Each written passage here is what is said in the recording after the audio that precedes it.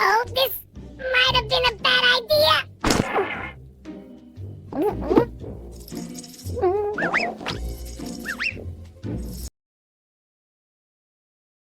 What is going on?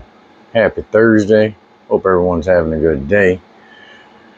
And before we get started, let me just say this video is for adults 21 and over in legal areas only. Entertainment and educational purposes only, and no sales or trading. So today's update, we are in the 2x2 spider farmer here. I'm growing with a Viparspectra XS1500 Pro. I have her set at 50%, 24 inches from the canopy, which puts me at about 300 PPFD for these little ladies. So this is my update today on the GSC autos. They are 18 days old. If you've seen the last video, you can tell there's definitely been some changes. I have extra perlite on the tops of these pots. I had a problem with fungus gnats, and this wasn't due to overwatering. This was not due to any additives such as, blackstrap molasses, anything like that going in the soil. The soil came straight from the bag, straight to the pot. So these little friends, they were a bonus. They just came included. They said, here, take them with you. I said, so they gave them to me. I love it when people share. So be careful where you get your soil from, how they store it, how they maintain it at their facility. So long story short, I added about a 1/2 inch of perlite in here, and that just stops them from getting down to the top of the surface of the soil. I also treated the soil with a 4:1 ratio of hydrogen peroxide, 3%.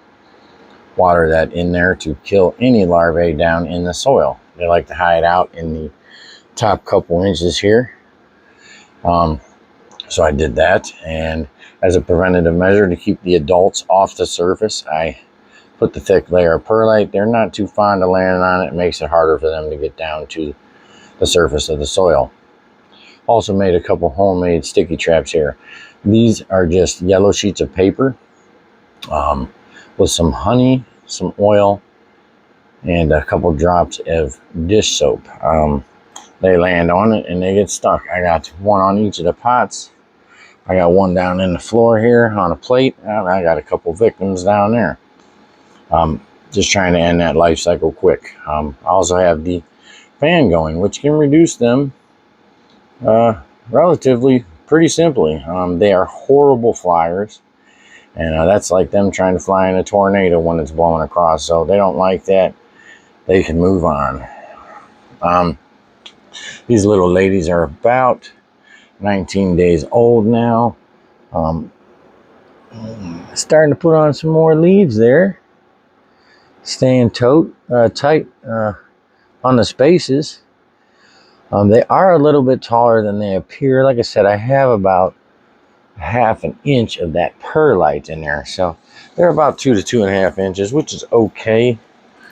I would prefer if the one on the right here was a little bit bigger, but that one was the one that was mostly under attack, and she was looking sad. And this is a very, very vital time frame for these young ladies. I mean, I was almost considering just scrubbing the grow and starting over, just because, fungus gnats as soon as you start. But I'm gonna keep pushing. I got them taken care of, and we're gonna see what happens. Wish me luck. I will follow along the grow. Like I said, I'm just doing this to educate. If there's any new growers out there, you run into these issues, you will know what to do. Okay, so I like to help people out and document what I do. This is a personal legal grow where I live. I'm not promoting sales or distribution or illegal activity. This is just a hobby garden. So wanted to go ahead, jump on in here and give you that update. But thank you to all the new subs and old subs. And if you are new, I have an animated comedy series called Mary and Jane. You can go ahead and check them out. I have them in a playlist.